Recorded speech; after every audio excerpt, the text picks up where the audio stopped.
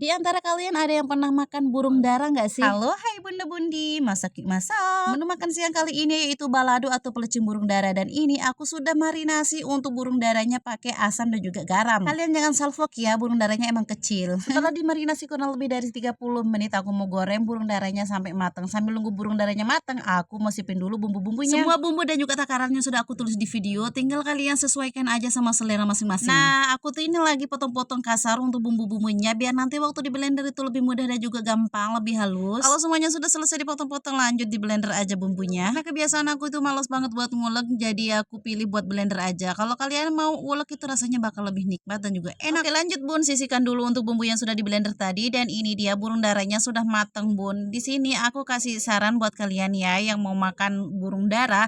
Aku sarankan buat kalian itu goreng burung darahnya betul-betul kriuk. Kalau burung darahnya sudah selesai digoreng, aku mau tumis dulu bawang merahnya. Mohon maaf ya